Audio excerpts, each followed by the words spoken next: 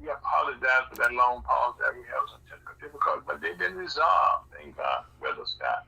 Right now, we want to say thank you for joining us. We love to meet you by Team Commerce. We've been doing this in 2015 every Saturday.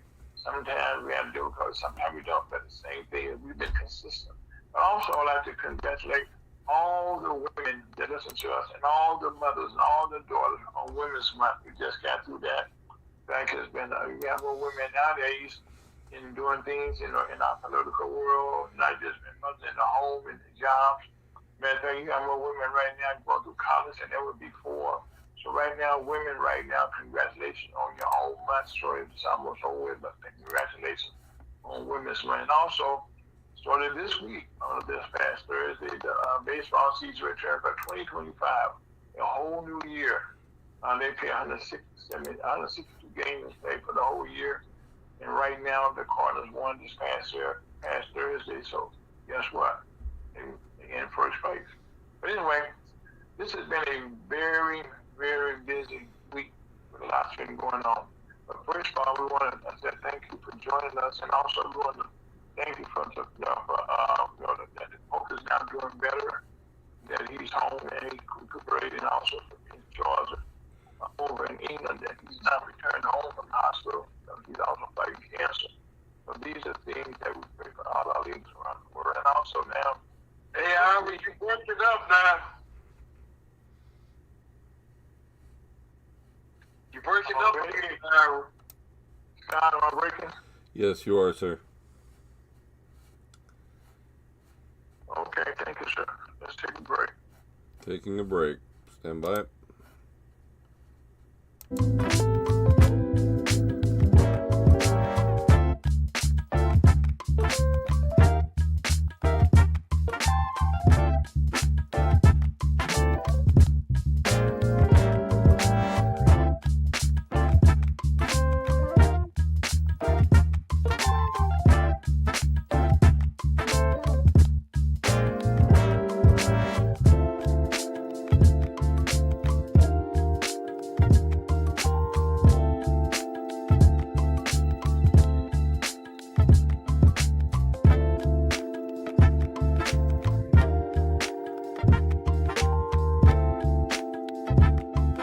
The Missouri Chamber of Commerce on the beautiful Saturday afternoon, November March, oh my God, too fast, March the 29th.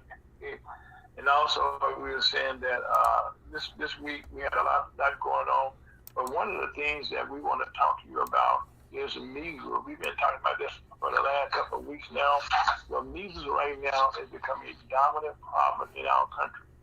Right now, in these 5 states have acted, well, that's 5 states now. First, we were talking about this, 2 states, now we're in 5 states. And the largest outbreak right now is that. Breaking up again. Am I breaking up now again here? No. You were, but you're not anymore. Okay. Okay. Anyway, as I was saying, the measles outbreak has affected 19 states in total so far. And there's continuing to be a problem, but people are not aware, okay? Measles is a very, very, very serious situation to have. Matter of fact, okay, you need to get vaccinated. Vaccination not only, contributes. You get vaccinated. What this does, it assures you that you cannot get measles.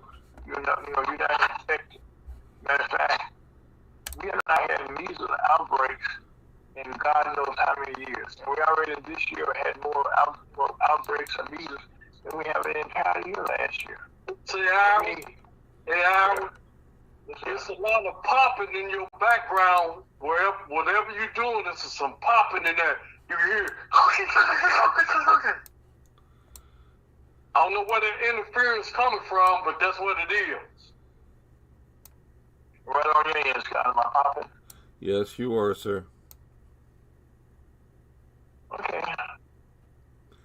I hate to do that. We hate to do this. We hate to do this, people, but we can take another small break. I'll take that out here. All right, taking out.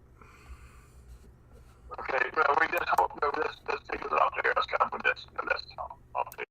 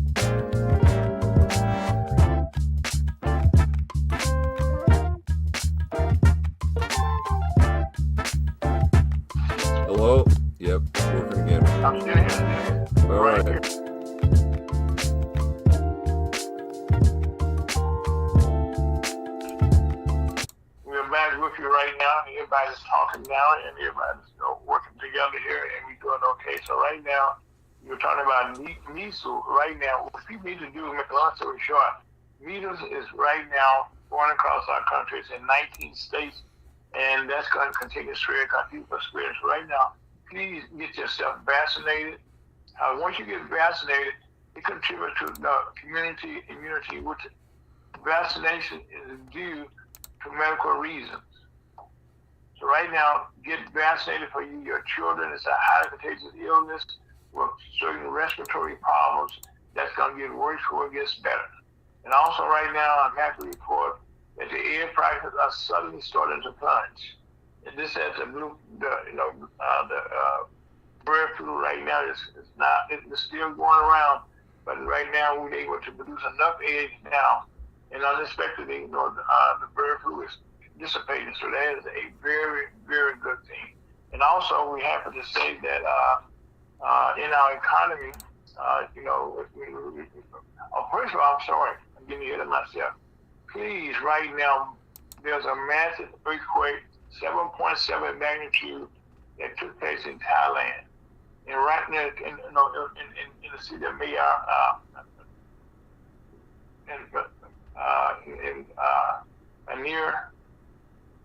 and it's killed over 1,000 people. And this earthquake is just, it's so massive that it should be 500 miles away in Bangkok. And so right now, this was felt in China and all over Thailand. And so now there are a lot of people that's finding themselves homeless. People are dying. We don't know what to. They don't know what to do. But one thing we do know is pray, and that allows us to prayers up, bless us down. We can thank you so much that we can pray in our country. And also, we happen to say that we moved fast here that the stock, unfortunately, continued to fall. This is continuing consumer confidence. It's not where it used to be, and right now, we can happen to report that one thing that is taking place that the federal judge agreed Friday to block the Trump administration from dismantling the Consumer Financial Protection Bureau is able to take it from Yes, sir. Can I read the definition of what measles is, maybe? That'll help more. I got it, but I can read it. The definition of measles. Well, okay, Rev, go ahead. Measles is a spot characteristic of measles is akin to MD spot characteristic marked by an eruption of distinct red circular spots. Any of various eruptive diseases as German measles, infested with tapeworms, leprous, and leper. Infestation with a disease caused by larval, tapeworm in the muscles and tissue. Well, Rev, right now we're going to cut you off there because we don't have a lot of time. But that tells you right now how serious this is. I mean, we're talking about measles. So we ask you, please make sure that you're looking out for yourself. And also, speaking of looking out for yourself, we ask you that right now, if you're working, have worked someplace, Social Security right now, we ask you, get in contact with the Social Security office. There's you need to protect because there are a lot of changes. So many changes are going on right now in our country as far as keep track of. And so there's thing to do right now is we're saying right now, we have problems around the world. Right now, we just have technical problems here on the station, which we can get those resolved. And also, we ask you that you continue to look out and pray for us here at the station also. Now, having said that, currently speaking, right now, our vice president was in Greenland yesterday. And this is kind of, one of those countries that we've been our friend for years. And Denmark also owns the Greenland, which is right to our north at the North Pole there. and it's owned by Denmark has no intention of letting that go. Now, also, I mentioned to you about the Consumer Protection Bureau. Well, it's going to be in place for the time being. And also, something politically speaking, this Tuesday, we have special elections going on in 2 states. One is down in Florida, and this is right now. There are 2 seats up to fill vacancies. One was Matt Gaetz, who stepped down to be Attorney General, which didn't work out. Well, that seat is vacant. And right now, the Republicans thought they could get that seat. It was a sure seat. Well, right now, they think they may lose both of those seats. And so right now, President Trump asked Congresswoman Elise Stefanik not to be the ambassador, to the United Nations. He had nominated her, and so he put that on hold because he needs all the seats that he can get in Congress to pass his budget. So now, this is why we say it's so important to vote.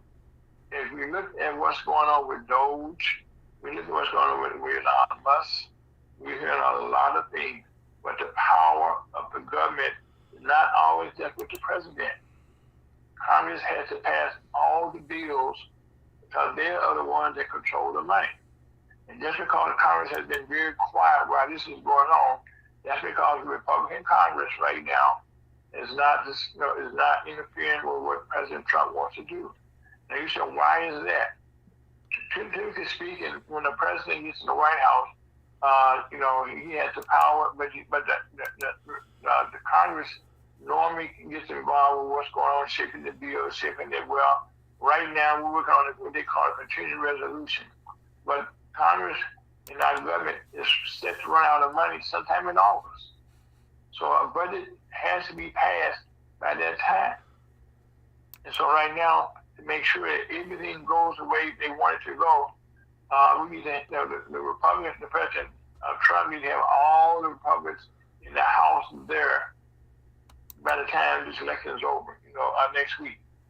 And so now, every seat that came up, to be filled in special election, the Democrats have won. And also, there's another special election going on in the state of Wisconsin. Now, this is kind of wow. This is for Supreme Court, for the state Supreme Court, where they vote on those candidates there.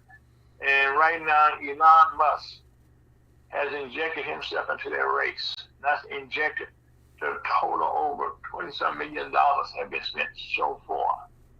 This will be one of the highest races, paid-for races, in our history, with money being involved. This is only just for one seat. Now, also, this involves Musk being benefited from this. Traditionally, like in Missouri, I don't know how laws compare to most states, you cannot pay anybody to vote. But in Wisconsin right now, people are getting paid, money is being passed around and to the people for them to vote. And right now, it seems as though that the people in Wisconsin right now may reject what is taking place there because they feel that their vote cannot be bought. And whatever's going on, that's going to benefit Elon Musk may not benefit them. So right now, this time next week, we will get a report on those 2 races, especially let people know how that turned out. But right now, we ask you to look out in your own community. Right as we had this conversation, the Democrats are somewhat in disarray.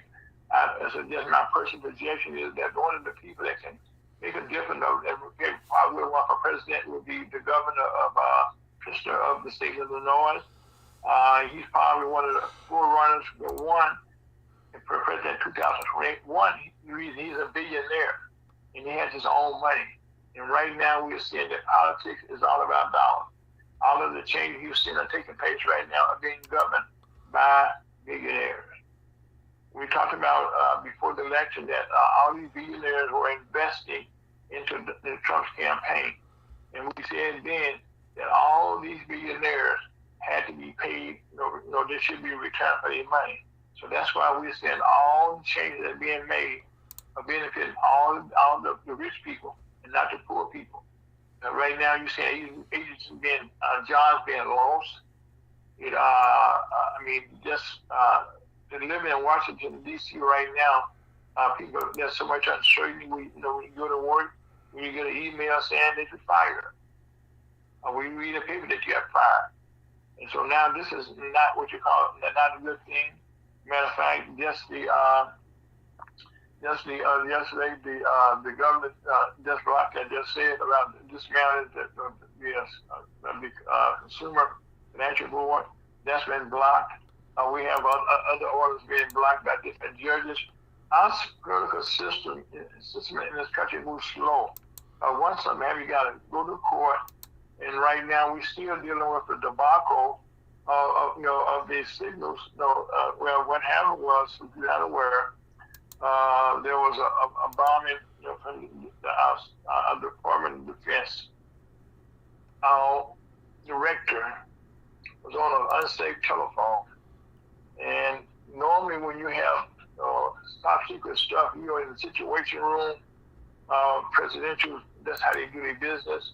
And also if you're traveling or if you're not in Washington, D.C., you go to a thing called SCIF, which is a top secure place where you can take your cell phone.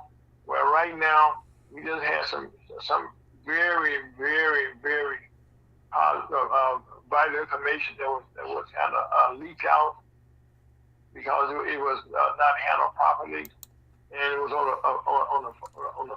cell phones. The people around the country could not leave us commented on the bombing that took place. Now, not only is this creating problems because the Department of Defense, which is Mr. Hissette, it's his job to keep us safe.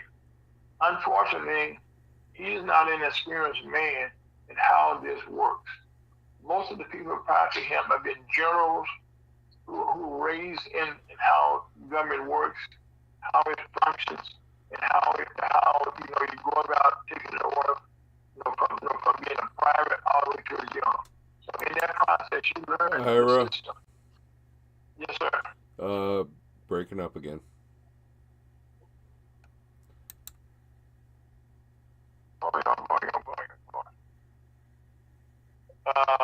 Unfortunately, we have technical problems continuously going on here today. I don't know if it's the weather we have in here or what's going on to it. But we're going to take another small break. The devil is a liar. Not too much Louis King of Commerce. God, take us out of here.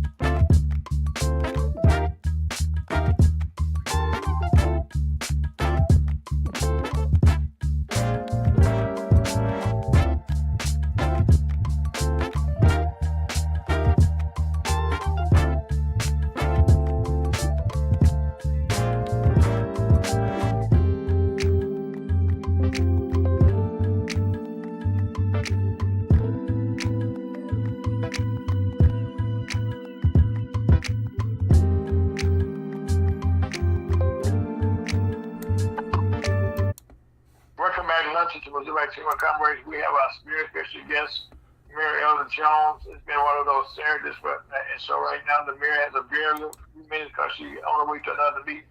Madam Mayor, how you doing today? I am great. I just, my great nieces and nephews decided they want to see their TT. So they stopped in and just got away. You got a house full of kids. Try and get away from you. But other than that, coming along good in Ferguson. Right, I know you got the police chief was out today. Okay, you guys got some drones now. Tell us a little bit about some of the improvements you have made for the police department. He introduced our drone technology on Thursday. We have a drone that's small enough that will go. I'm good, honey. I'll be inside in a few minutes. Okay. You don't have to come outside. Okay. I'll be outside for a few minutes. Okay. You gotta love it. Well, that's the problem. The drone technology they have a small drone where it can, if a door is open, they can send it.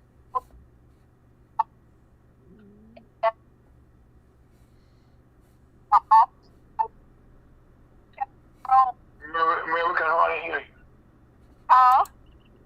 Okay, go ahead now. Go ahead. We have a large drone that deployed from the roof of the police station, and it can fly anywhere in the city, and even officer to a crime, and it does record everything. So those investment for the safety of our police officers, and we have a contract. And if anything happened to the drone, the contract that we have, they would be replaced. Okay. And also you can improve your technology for the officers wearing the cameras. Also tell them a little bit about that. That improved tech body cams where you can dial in at any time and see exactly what the officer is doing. So that's a big plus. Yeah, because right now a lot of police officers, forget to turn the cameras on. And that way, and they're doing things, and then they come back to be sued for this. This should make the city, a lot safer. Right. So, Chief Doyle is doing a phenomenal job with our police officers. When he came, the force was down like 29%, but right now we have 5 potential officers in the police academy. So, as we will be fully staffed. We have Congratulations. So, we identified from enrollment buy-in with the rest of the municipality. Okay, Mary, you kind of turn away from the phone there. We kind of cracked. We kind of can't hear you. If I go into kids in here, and you'll be hearing all from them. So, well, okay. So, other than that, we're doing good. Okay, well, unfortunately, we didn't hear all of that. So right now, you have a special election. You got elections coming up also in the county. We have a municipal election coming up in Ferguson. We have each ward. We have 3 wards, and we have 2 candidates per ward. And one of the candidates will be speaking to you at 2:00. Okay. Yeah, they were looking forward to that talking already. Now, also Madam Mayor, you have 2 more years in your term? I got 1 more year. I'm up in 2026. Okay, I'm in my 2nd term, and in 2026, I would have been a mayor for 6 years. Okay, tell me about right quick about some of the benefits that you have brought to the change that you have made. Well, the benefits for the community, we have Affinia Healthcare. I'm on the board of the Emerson Family YMCA, and Dr. Holmes from Affinity Healthcare is a very close friend of mine, and Congressman Wesley Bell, and the executive of the YMCA, we all got together, and Affinia decided to open up a healthcare center here in Ferguson at the YMCA, $13 million project.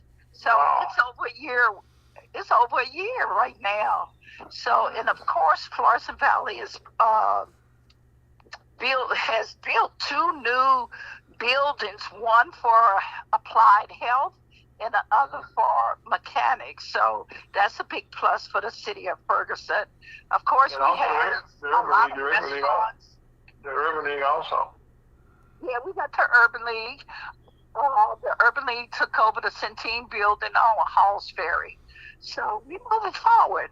Right now, we are expanding the park to meet with the Great Rivers Greenway Trail right off West Florissant. So that's a big plus for those people in the Ward 3 area. Now, I cut you off about the restaurants. Everybody needs to hear about those. That's what the community growth tells us about some of those.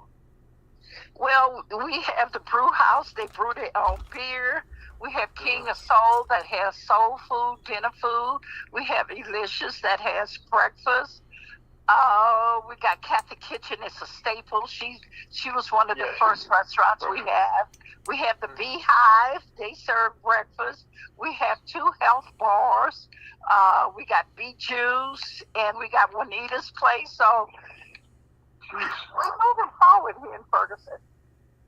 Matter of fact, right now, Madam Ferguson, that scene has continued to grow. And I do mean continue to grow since the rise that we had a couple of years ago.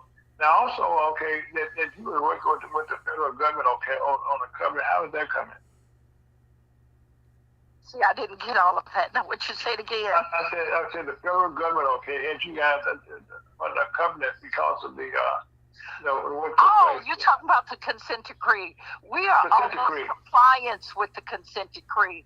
So that's a big plus. Chief Doyle have come in here and made a lot of strides with the consent decree. We have a new consent decree coordinator, Patricia Washington, who also serves as our public informational officer.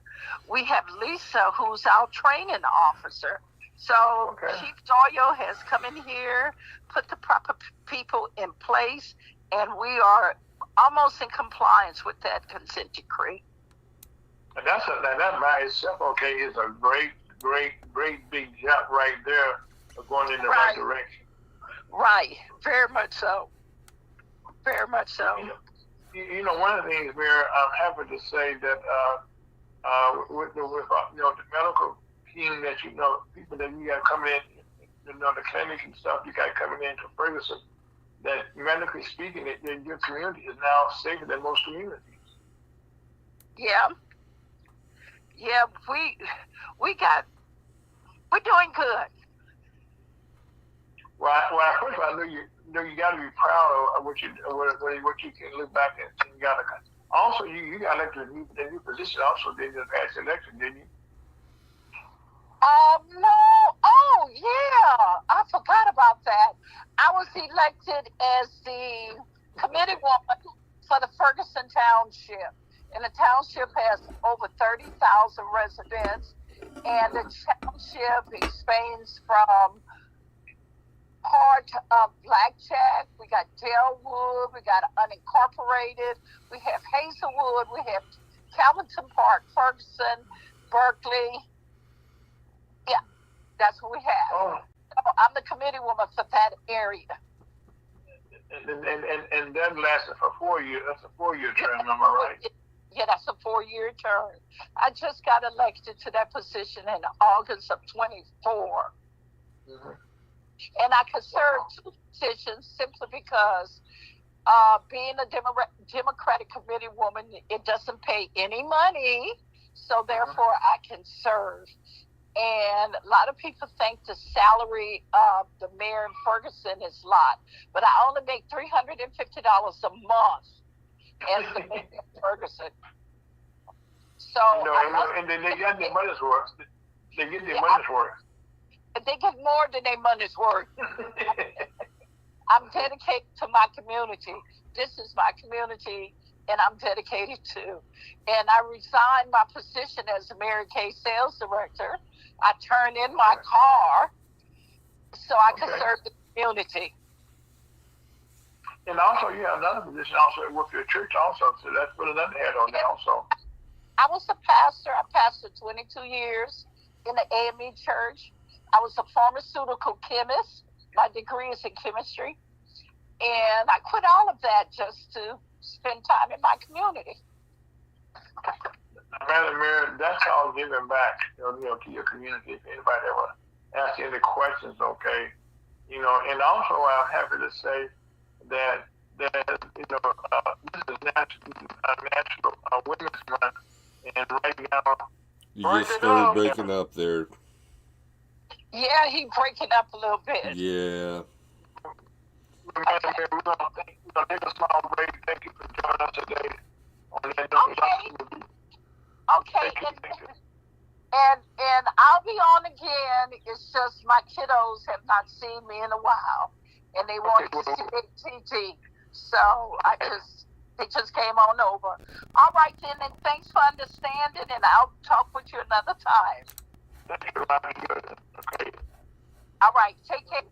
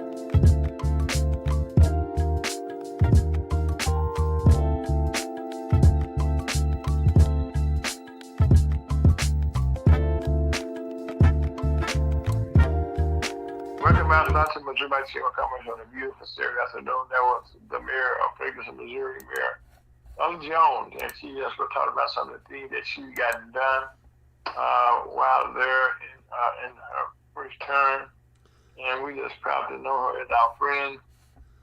And she's been a friend of us before she became the mayor. And right now, you can see that she's dedicated to making sure. One of the things that she mentioned that's very important is the batting hand. That the police wear on their uniforms, and now they're on 24 hours. Whenever they out on the job, you can see what they're doing, and that allows more safety. Because a lot of times the people forgot to turn it on, and there's something takes place. But now that would not be a problem. And also, as technology continues to increase and improve, I should say, having your own drone system for a town of South of Ferguson is a great thing. This helps the police department. It helps the community to make sure that everyone's safe, and they can show what is actually going on. And as the mayor just said, all this is taxpayers' dollars going in good. And they said they had a consent decree. And they had Chief Boyle, who came in and done a great job. He brought in a good friend of mine, Ed Washington, for public relations, for the spokesperson. And they have expanded her position. She had a lot of talent. And what you're doing, you see Ferguson working from within to do better. And I commend also our Congressman Westerville. He's a former councilman from the city of Ferguson. And I was on a conference call with him a couple of weeks ago. And right now, for all that's going on in D.C., the Democrats right now are kind of get their act together. And I kind of mentioned that to you briefly.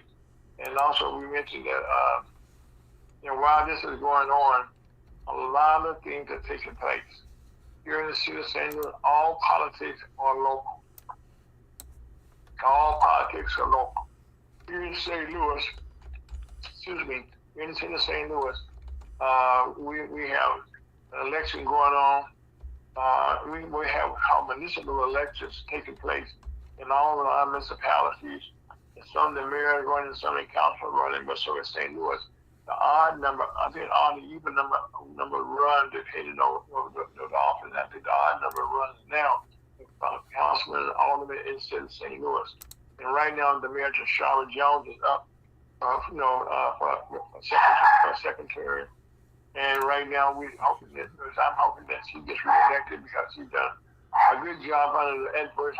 The good part about a good mayor is that you have no corruption, nobody's stealing money. And that's a very key thing that you got to look at and understand when a person is in office. There's been no money lost, no investigation. And she made some changes and she made some improvements. So right now, we have to say that improvements and control take hold. The loud now talking this morning off the air about the fact that downtown St. Louis is taking off. We were one of the first cities to have all of our sport venues in downtown St. Louis. We just built a beautiful soccer stadium. We have our baseball court downtown. We have our football dome downtown. We also have our soccer field downtown. And also in the city of St. Louis, we have our zoo in St. Louis City. We also have the museums in the city. Opera houses are located in the city. So St. Louis City will be vibrant for the years to come.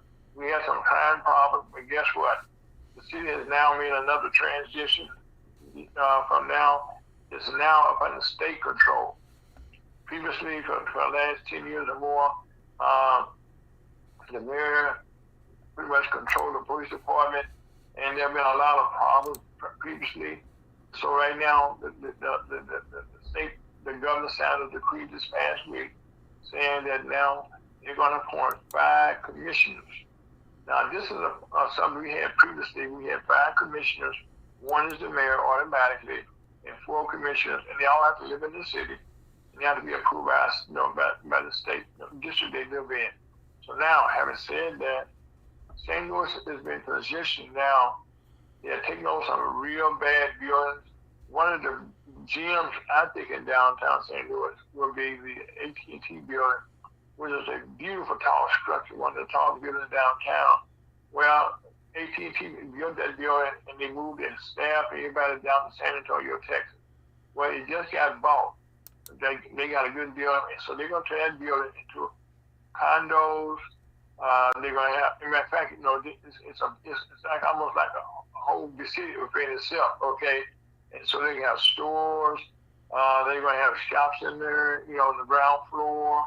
On the upper floors, you got, living. But the good part about it is, if you have a high apartment, you got a very good view of downtown St. Louis and also, look at East St. Louis in all directions. So now St. Louis is making some changes. Also, like I said, this election coming up, we have the comptroller, Darlene Green. They never known for many years, but she's been in office in the 90s. And so, but again, in there, she has improved our credit rating to the top. We have one of the best credit ratings in any city in the country. And she can continue to do that. And also, she continue to make sure that money is being spent. You ask questions, need to be asked.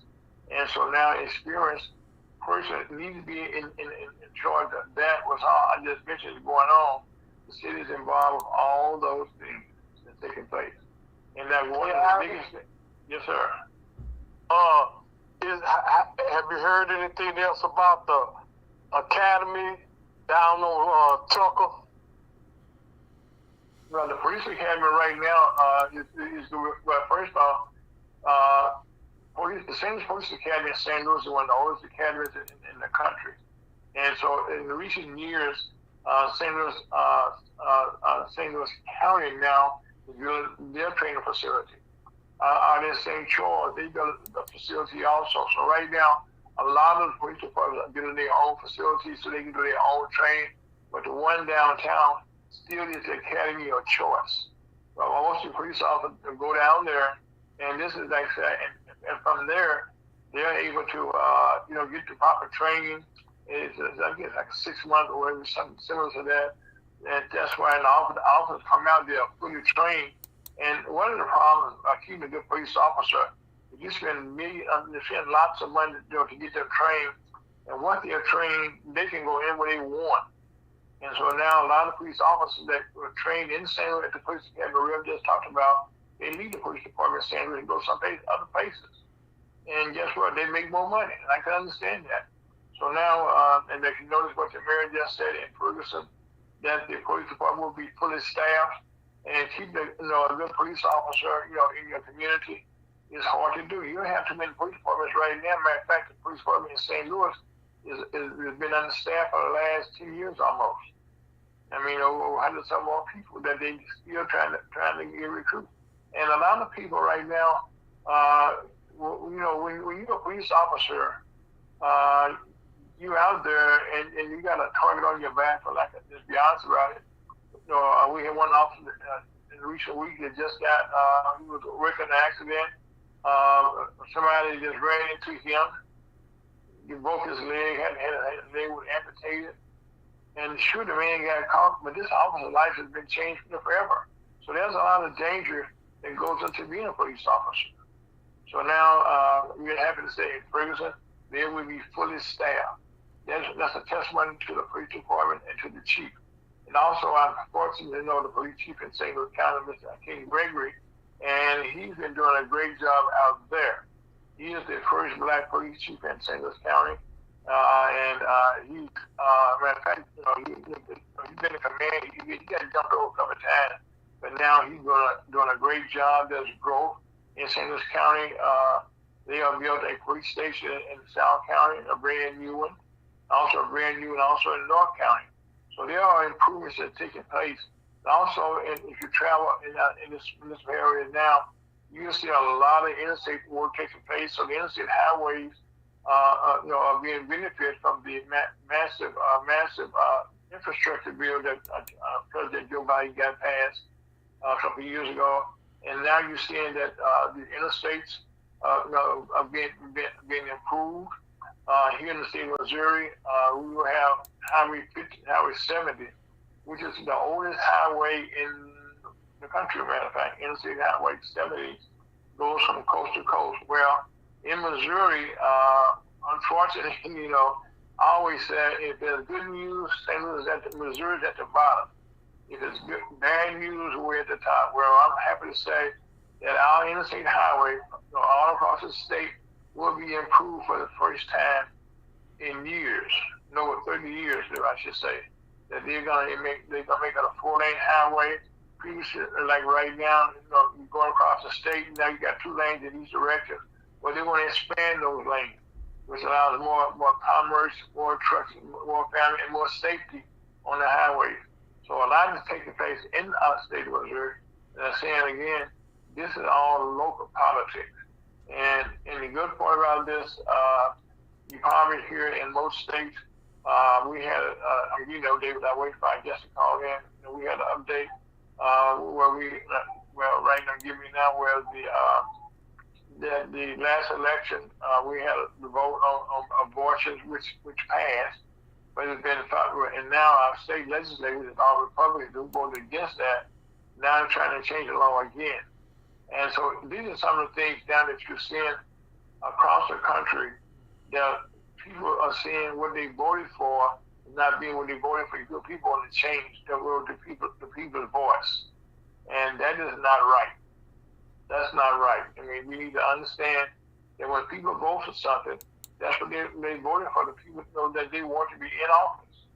And just like I just had a short conversation with the Mayor of Ferguson, Mayor Ella Jones, you can see her footprint in Ferguson, the things that she has done in Ferguson. And now she got, said to those who given, who do a good job, they will be given. Well, they saw fit in the county now to elect her to another position as a committee woman for the entire area. And that's going to benefit all those municipalities. You're popping out. Okay, well, Scott, we can take a little pop and break here. This is Ferguson at USHopTopic.com. Life is good. Take it out, Scott.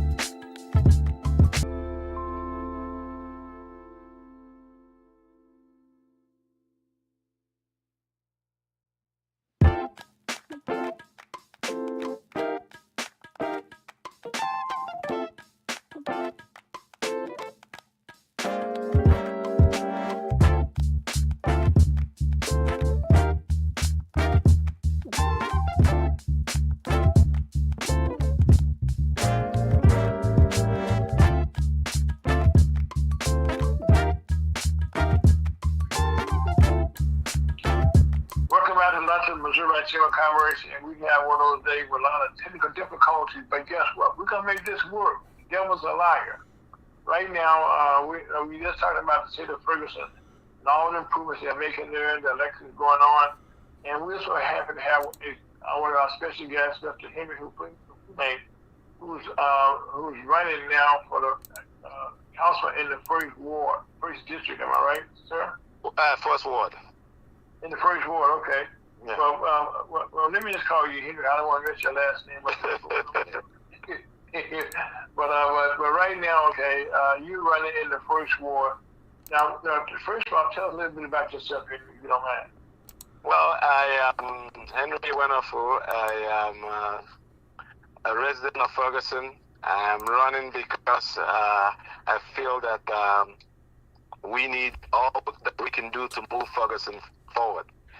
Ferguson has been there for more than 150 years, and the mayor is trying everything that she can to move it forward, but she doesn't have the support she needs. And what I've been telling people in Ferguson is, if you like what they've been doing for 150 years, then don't vote for me. But if you want to change, support me and the mayor to bring the change that we need in our community. So, and I'm also a person that have had experience in municipal government. I used to be a chairman in one of the municipalities in North County. I did that for about a couple of decades. Which one was that, sir? It was the village of Uplands Park. It's a village in Normandy. Okay. So I have done a few things while I was there. Anyone that knows Uplands Park knows that Uplands Park is a small village of 400 people. They have no business in there. The only thing they have is residential. But I was able to create their first park. They have a court. I appointed the first African-American judge, male or female, but she was a female.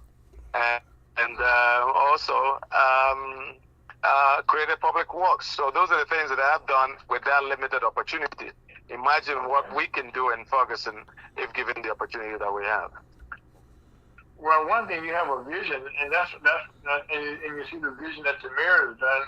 She's on with us briefly, but she had being the mayor, she wore many hats, and her family came up on at the last minute.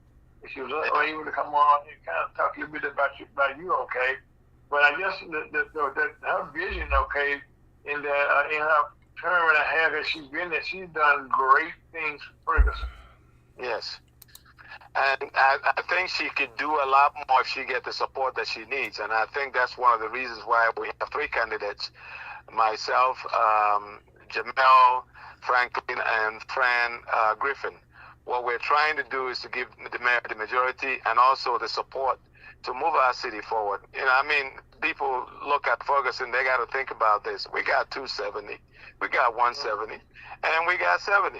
And an airport, and institution of higher learning, and we're close to UMSL and Flow Valley, and people just drive past us. We should be a place where people come rather than drive by. You know, so it should be a destination. Yes, with her leadership and the support that we will give to her, we should be able to do those and have a diversity of economic development, not just one guy fixing an apartment and everybody thinks that that's the best thing that happened since ballpoint pen. So I just think that I like that one. I just think that we should and also to show people that you know, the city is making a demographic shift. It's 71% African American now, and so we need to be able to be at the table on the conversation, not just be on the sideline. Well, not only that, okay, you know, you mentioned about being a destination because Franklin has a lot to offer. Yes. And I think now is the time because as you can see things are changing. For the betterment, and like you said, but it should be a place if people want to come to. As a matter of fact, people do want to come to Ferguson. Yes. And they are coming to Ferguson. Ferguson is a historic city, and people may not know about the history of Ferguson. You know, most of the time people try to scare you and say, "Oh, crime is everywhere." 150 years ago or more, a lot of people thought that the Burge was, moving food and commodities through the Mississippi River was the best thing that would ever happen. And they let the train go to Chicago. And we now know what Chicago looks like, what we could have done if we would have kept this here. I have for my campaign, I have a train that I drag with my photo on it, so just to jog the people's memory. We could do a lot here if we open up our mind. And I've said to people that if you want Ferguson to be a sleepy town, then myself, the mayor, and the other three candidates that are running are not for you. But if you want us to move forward, then we are for you. You are for us, because that's what we're going to do. We're going to move this town forward and make it a place where people come to rather than move out. Well, right now, okay, you're saying the right thing because I, for one, okay, feel that Ferguson, and I've seen the improvements that's been made, not just change, okay. I was there during the days of the riots there. I participated in a real small way, in a positive way, matter of fact, But I've seen, how the structure took place and how Ferguson, that whole avenue that was just showing now is a strip you can go down and be very proud of. Yes, and we were taking place. And yes, we could do more, because what I call the problem with the earth getting warmer, where we complain about what's happening, climate control, climate change, is that people are moving away from California. Cost of living around the country is making it higher, so we could change make our place where people come to, and it will raise all our family value, it will raise all our property, all our investments, and then make it conducive for other people to come in. Now, we can wait until the train, they use the metaphor train, leaves before we can do anything. But every town that grows because they plan, because they have a different way of doing things. You can't keep doing the same thing over and expect a different result. And that's what Einstein called insanity, and I don't think all of us are crazy. Well, one thing that you said earlier in that conversation, that you see change in the areas the agents are changing, you want to help her improve, make it more of a change for the community. And that's what, right now, the community is changing, and it has changed. Yes. Well, Go ahead. with high leadership and support, because my father used to say, if you're taking a walk and there's some people behind you, you're a leader. If you're taking a walk and ain't nobody behind you, you're just taking a walk. She needs the support that we're about to give to her and to make it happen so that people will see what could be done. I was sitting in a city hall one day, and most of the motions that she's trying to promote dies out of a lack of a second. People sit down like they're not trying to do city business. But that's what they should have been doing to support what she's trying to do. One good example, and that's one of the things I'm campaigning about, senior citizen home. We don't have a senior citizen home. Hey, I have a selfish idea for doing that because I'm a senior citizen right now. But There's a lot of us. Okay. Yeah, so I think it's important that you have leaders that really think beyond themselves, that are thinking about other people. Yeah, that's the reason why you're a leader. If you're only thinking about yourself, then you should sit at home. One of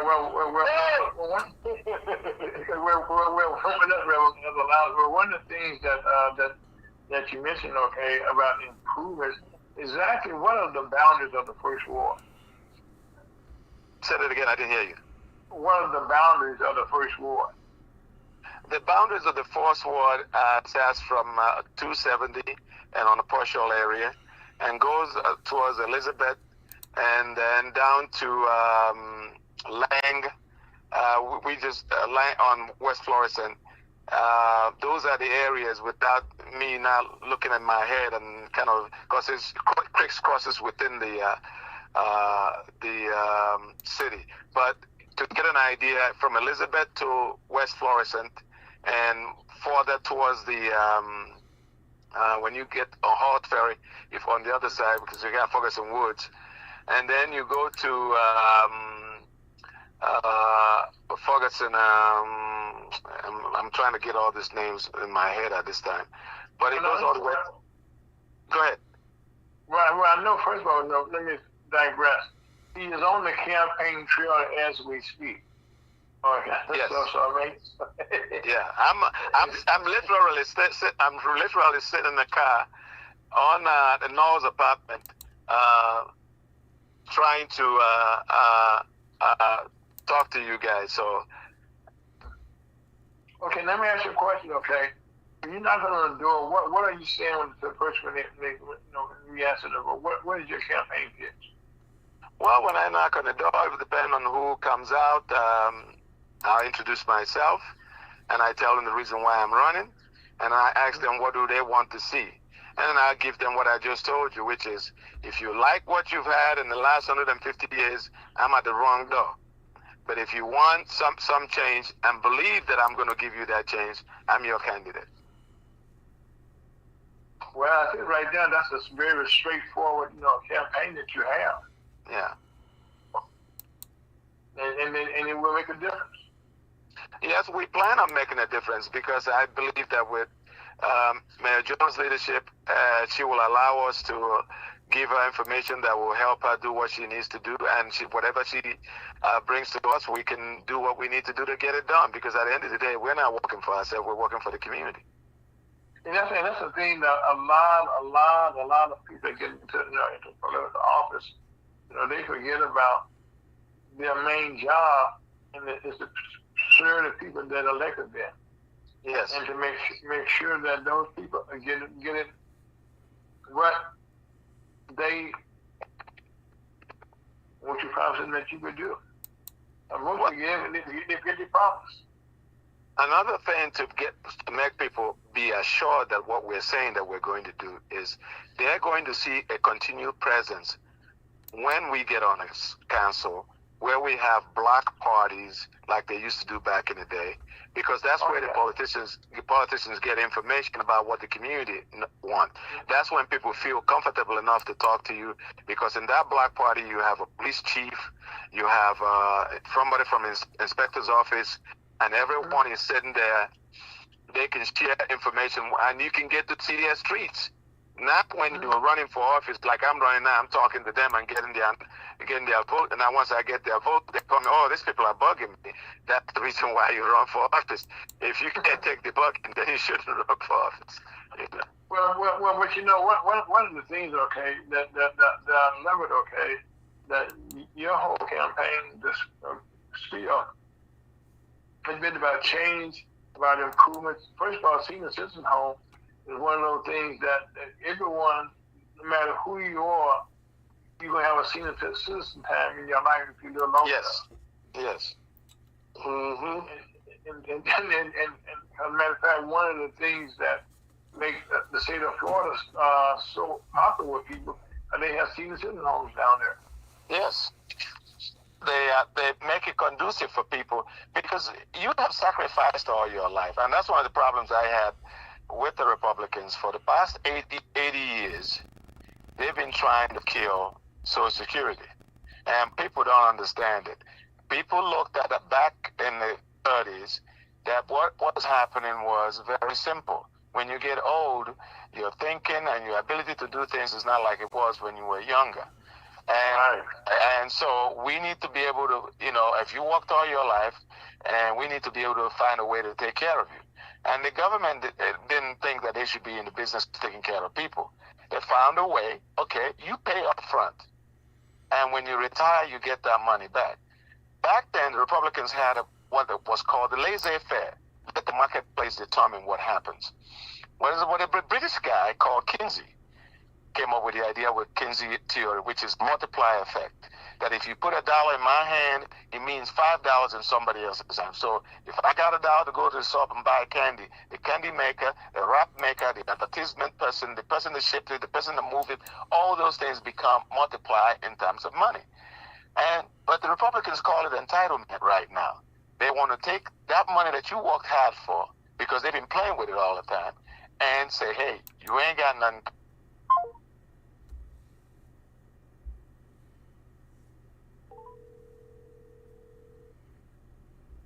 Scott, hold on a second. Scott? I'm here.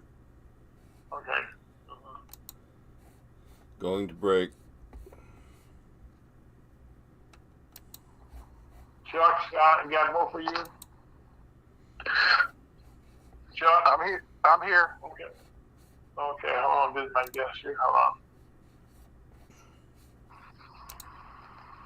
on. Okay, I'm back. Okay, well, I guess somebody cut us off. No, I cut everybody off. We're speaking to Mr. Henry Winifred. Yeah. I told you I was going to mess it up, Henry Winifred. Yeah. And he's running for the councilman, as a councilman in the first ward out of Ferguson, Missouri. And Henry, we just been joined by our national president of the National Commerce, Mr. Chuck DeBow, who comes on every Saturday in the last half hour of the program. And he just called in. And so you are a businessman yourself, okay, who will be joining the chamber. So Chuck, say hello to Mr. Winifred. Hey, Mr. Winifred. Good afternoon. How are you? Good afternoon, sir. I'm very well, thank you. Wonderful. Well, Chuck, he's running to help the mayor of Ferguson, Mayor Jones. And he's also, from Africa. He's also a businessman in a lot of areas, and we'll be joining our chamber also. So you and he will be talking later on. So right now, Mr. Winifred, give you another couple of minutes, okay, to tell us how the people can vote for you, and we will resume with Mr. Chuck. So go ahead right quick, sir. Well, the election now, people can go on early vote now. I'm number one on the ballot. They can go to Northwest Plaza and county office and vote on Monday. Or they can go to the, for example, in Arsenal on Tuesday when that the early election vote comes out. And if they need a ride, please, my telephone number is 314-239-6487. We'll pick you up. Or you can go to... Set number again. 314-239-6487. And we can, you can also go on Facebook. We have a Facebook line group called Silent Majority Ferguson. You can go there and you can get information about this election. This election is an election change. It's critical in a sense because we need to be able to represent what I call democracy. We make up 71% of the population, and about 65 to 70% of the people who are running the city council come from the 29% of the population. The last time I saw that was apartheid South Africa. So I'm just trying to make sure that we have true democracy in terms of representation. So that's how you can come out and vote for us and support us. Okay, well, thank you so much, for joining us today. Again, people get out and vote. So, Mr. Winifred, thank you so much for your time. Thank you. You're welcome. Bye-bye. All right. Okay, Chuck, how you doing, sir? I'm doing fine, thank you. Okay, well, we've had a lot of technical problems today, but thank you for joining us, okay? But let me get our buddy on the line here right quick on the line. So you and Scott, if you don't mind, take a small break. Stand by.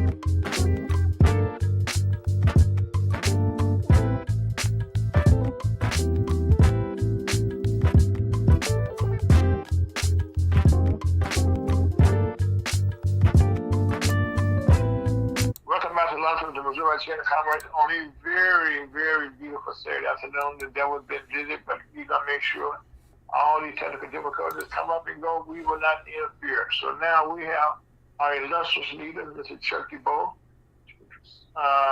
President, CEO of the National Chamber of Commerce. Chuck, welcome back to the program. So how you doing, sir?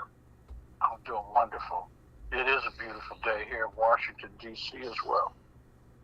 Yeah, the city is in blooming right now. We've got a lot of businesses that started in the spring. We're it's always an evolution. It's the end of something, the beginning of something else. Something, yes. Yes, but the times are such that you may think or anticipate it's the four seasons, but you find out that it may not be that much winter, or it may be more summer, or it may come sooner and then go back the other way. It may rain and then snow the next. We're comfortable with the unpredictable. You sound like you're in St. Louis. Yes. Sound like our weather. Yeah. Matter of fact, we got storms coming our way. Tomorrow, we had some storms a couple weeks ago, and I thought it is tornado this season. To be honest with you. Well, it's part of it is the scripted part about it's climate change and all that, but then the other part they're not really talking about how they try to manipulate. Had you heard about how they were seeding the clouds in Saudi Arabia? No. Did that make it rain? Yeah, tried to make it rain in the desert. And guess what it did? What? It snowed. It snowed in I think it was Dubai, and oh wow! And then sometime after that, it flooded. Oh my God! Yeah. So try to blame that on climate change. Y'all messing around. See, and that's what happens too when you got more money than you know what to do with. You know what I mean? Anyway, I'm just no. We just talking. I don't know, but God has a hand in this. Thank you. Yeah, I say amen to that. God has a hand in this. Yeah, no matter how much money you got. Well, Chuck, just to describe what too much money did there, they didn't see the clouds, off and on, but with no success. And right now it's a good example you just described is where they trying to get rain and they got snow. Then they got the floods. Yeah, I mean, but that's part of experimenting, it's part of science, it's part of trial and error and all that. But I mean, it's just like what we're talking about here. They're trying to do the same thing. Mm-hmm. Those hurricanes. I think we even talked about it. How does a hurricane stay a hurricane 130 something miles on land? Yeah.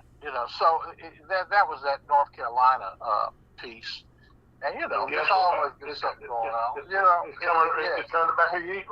We back again in that season. Yes, sir.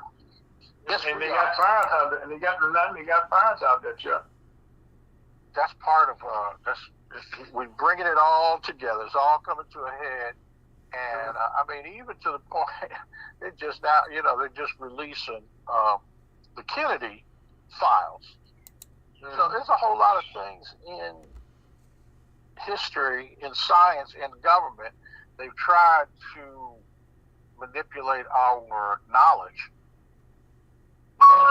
It just comes right back at us. Well, Chuck, I know you moved around. Okay, tell us an update about the National Chamber of Commerce and what is going on. We're really excited to be making progress, and progress for us is the announcement of our annual conference. It's going to be in August again, and this year we're celebrating the 125th anniversary of the National Business League, and we're expecting over 3,000 attendees. I think we had 184 speakers last year. Wow. We're going to surpass that. We had 32 different countries represented. Wow. And we're just, it's a little bit easier when all you're really trying to do is be the convener. It's like in high school or something when somebody was having a party. Back in the days for us, our parents, our families were involved in.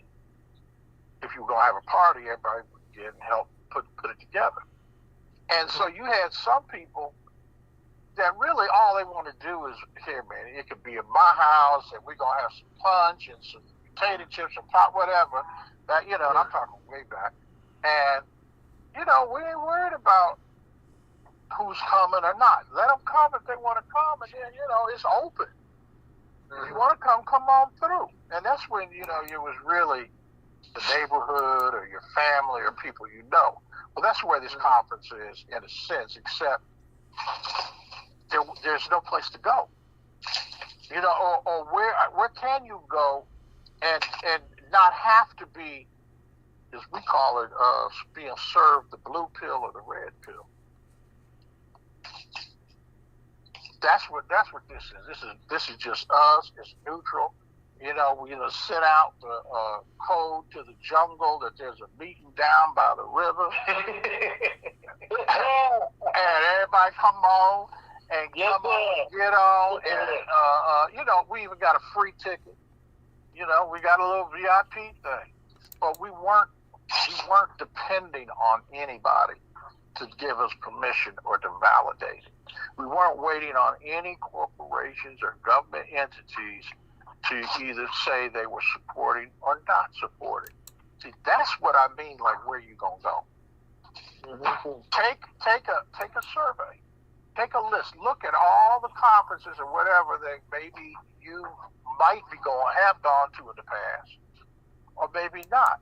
There'll still be the NAACP, and there'll probably still be a few of the others that are very well financed and not necessarily linked or having a relationship based upon anything to do with any sort of variation of DEI, diversity, equity, inclusion.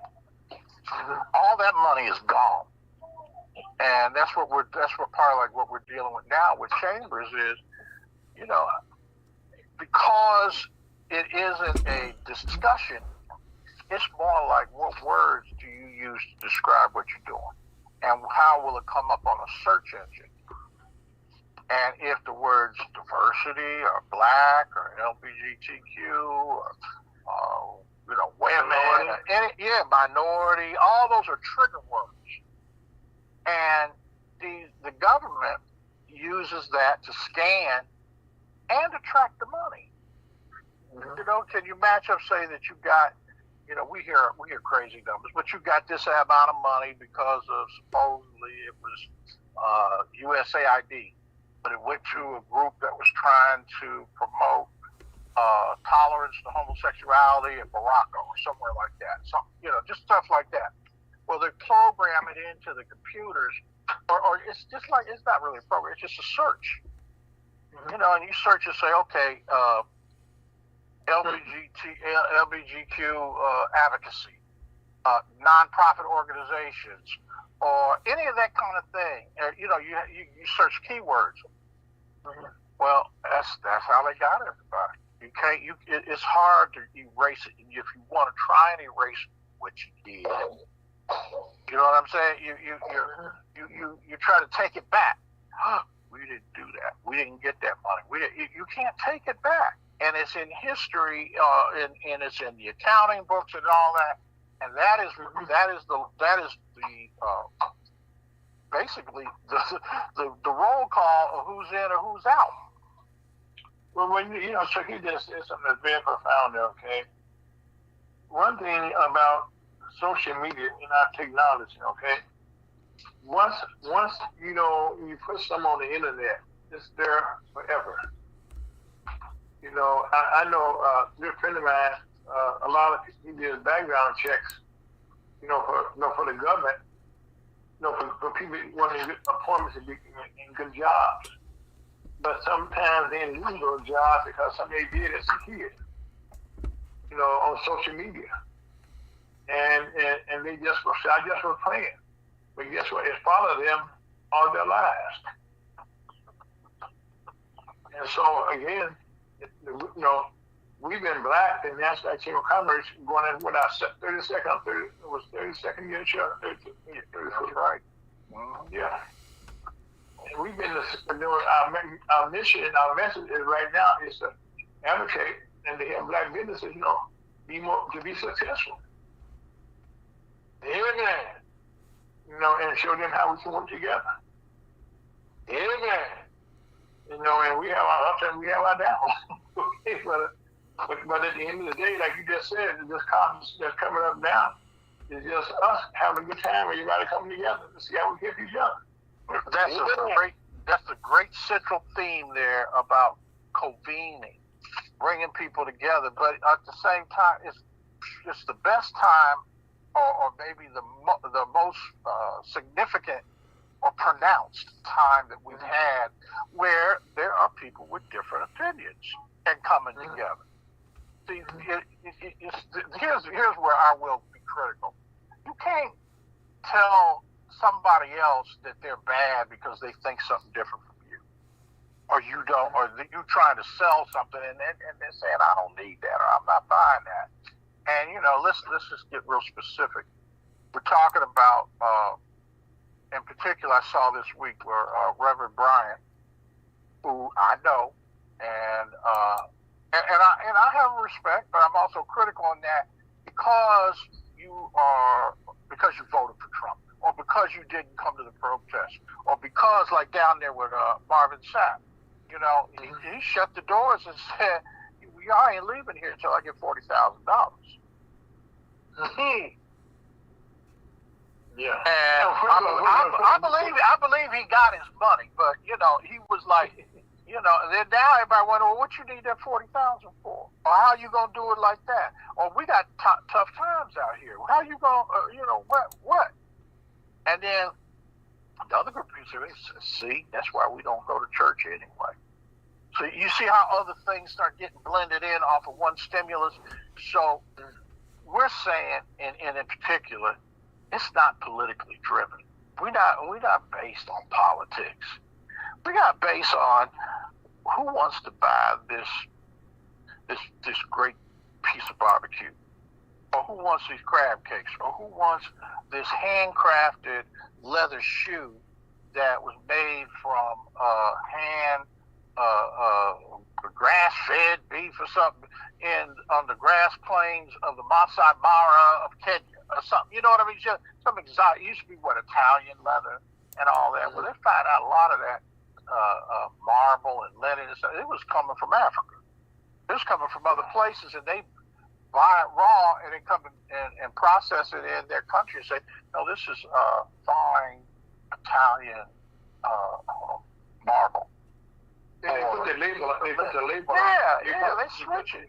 Like the roses, flowers, man, they taking flowers out of there. But we're jumping around the topic. The whole point is that you got to be true to yourself and your brand, and by doing that, you are so strong when you come to the congregation, to the meeting place. Yeah. We're not everybody in there trying to say him over there. He speak for everybody. 4 minutes, gentlemen. You know, and that's the whole point of this, is that you can't take it down when it's like it's where you're saying there's no single demagogue. There's no single monarchy. There's no single person. We are a group of people, of human beings. And you can, if you look at it in just black culture, man, we got all kind of black people. And that's the funny thing about it too, is that if you got 2%, 3% of something in you, melanin or whatever it is, oh no, you're black. So they put everybody over there in that black category. They say, oh, okay, all right. You can't say that in Hispanic and Latin culture. I used to think, we used to just call it Latin Americans. They used to get mad. I said, no, man, I'm from Colombia. No, I'm from Mexico. No, I'm from Argentina or Dominican Republic or Cuba or whatever. Man, you don't ever get into no stuff where you got a Cuban and you try to put him over there with the Dominicans or something like that. No. No. Yeah, and you know what? See, I had a thing too where I was speaking to a group of African women. They were business women owners, and they had a thing that they didn't understand. Why did the National Black Chamber of Commerce need to be speaking to them? And I was trying to figure out, what are you talking about? What is this about? Well, Saharan and Sub-Saharan is like, I don't consider myself black. I laughed at them. I said, y'all can fight about that all you want, because when you step off that plane, it don't matter what you look like. You African. Amen. You are African. And it ain't got nothing to do with all that. And you're all going to be subjected to the same bias, the same prejudice. It's like now this thing down here with Trump. And I'm gonna put it on him this time. Even though that's my boy. But they tried to offer reparations to white people in South Africa. And so I'm like saying, so is that the reaction to the reaction? After all they did in apartheid, and the black folks down there, and the joke of it is, they still got puppet masters. So that's what I'm kind of saying, that when we come together, and you got one group of folks saying, I feel sorry for y'all, because y'all believe this or you believe that. Well, fool, we were over there with you. You had us for 170 years. You ain't cared whether we were there or not. Mm-hmm. So, I know it's a long way of going about it, but I'm celebrating this thing is, I know it's really basic, but now we can see a contrast between integration and segregation. Amen. And I'm going to let no Chuck. Okay, let's break it down. No, I'm with you. But right now, no, let's give people the conference how they can get information about that right quick. So we have a full house. Conference is oh man, you got to treat yourself to a moment, and it's free to treat it, to check it out. But go to nationalbusinessleague.org, nationalbusinessleague.org, and look at the history on that website. And then when you get down to the one part, just click on conference.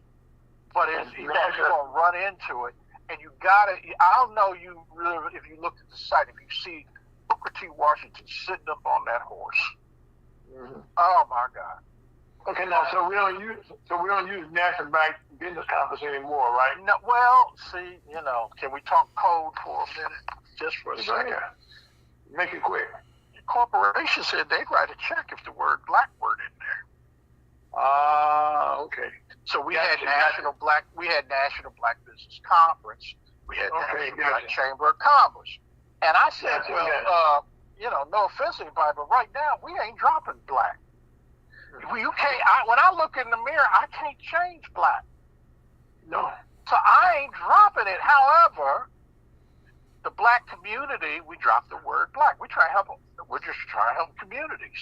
So the national. And you know what I mean? And see, in the black community, come on now, we got a lot of white folks in the black community. A lot of baby mamas that are now black. You know what I'm saying? They weren't black before they had the baby, but they black now.